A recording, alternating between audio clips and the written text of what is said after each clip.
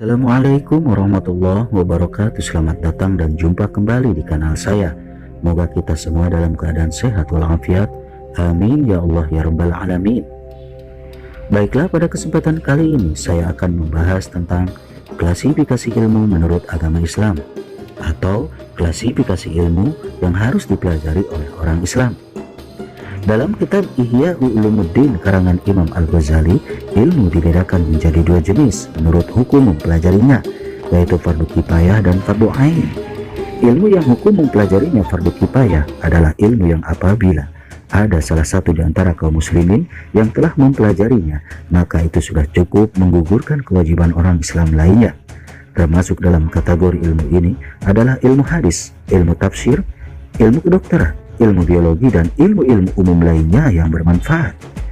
Sedangkan ilmu yang hukum mempelajarinya adalah fardu ain, adalah ilmu yang wajib dipelajari oleh setiap individu muslim. Tak ada celah bagi seorang muslim untuk tidak mempelajari ilmu pada kategori ini. Lalu ilmu apa saja yang hukum mempelajarinya termasuk dalam kategori fardu ain?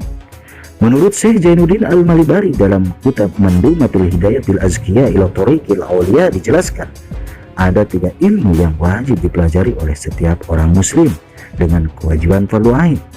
Ketiga ilmu itu adalah: 1. Ilmu yang menjadikan ibadah menjadi sah. 2. Ilmu yang mengesahkan akidah.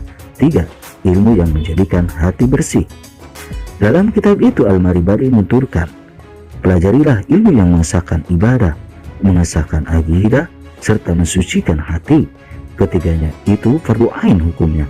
Ketahuilah, amalkanlah, maka terwujud keselamatan dan kehormatan. Inilah tiga ilmu yang setiap orang muslim wajib mempelajarinya. Pertama, ilmu yang menjadikan syahnya ibadah kepada Allah adalah ilmu fikih. Ilmu yang membahas tentang bagaimana semestinya seseorang muslim beribadah kepada Allah. Sebagai contoh, setiap muslim wajib mempelajari ilmu tentang bagaimana caranya sholat yang baik dan benar. Juga ia wajib mempelajari berbagai ilmu yang berkaitan dengan keabsahan sholat, seperti cara berwudu, cara bersuci, cara bertayamum, cara beristinja, dan lain sebagainya. Seorang muslim yang juga wajib mempelajari ilmu-ilmu yang berkaitan dengan ibadah lainnya, seperti puasa, zakat, haji, dan lain sebagainya. Termasuk juga dalam kategori ini adalah ilmu muamalah, ilmu yang mengatur bagaimana semestinya seseorang melakukan berbagai macam kegiatan yang berhubungan dengan sesama manusia, seperti jual beli, sewa menyewa, penitipan, dan sebagainya. Ilmu-ilmu ini fardu ain hukumnya untuk dipelajari, mengingat amalan seseorang yang tidak didasari dengan ilmu, maka amalan yang dilakukannya itu menjadi batal dan tak diterima.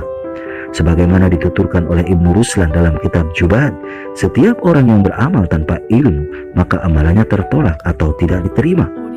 Kedua, ilmu yang menjadikan akidah atau iman seseorang menjadi benar sesuai dengan akidah yang dianut oleh para ulama ahli sunnah wal jamaah.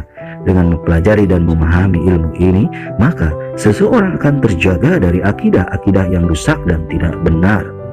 Orang yang tidak mempelajari ilmu ini, maka dikhawatirkan ia akan salah dalam memahami dan meyakini perihal bagaimana Allah dan berbagai permasalahan keimanan lainnya.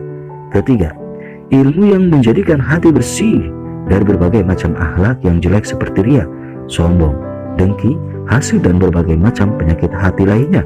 Ilmu ini wajib pula dipelajari oleh setiap orang muslim, mengingat perilaku orang tidak hanya apa yang dilakukan oleh anggota badan secara lahir, namun juga perilaku-perilaku hati secara batin. Ya, untuk mendapatkan keselamatan di akhirat kelak, serta tingginya derajat di dunia dan akhirat, tak bisa lepas dari tiga hal: keyakinan atau akidah yang benar, ibadah yang benar, dan hati yang bersih. Hal ini mestinya menjadi perhatian bagi setiap muslim. Lebih-lebih mestinya menjadi perhatian bagi para orang tua untuk lebih mengutamakan ketiga ilmu tersebut bagi para anak-anaknya. Wallahu a'lam bishawab. Demikianlah ulasan tentang klasifikasi ilmu yang harus dipelajari oleh seorang muslim. Kurang lebihnya mohon maaf.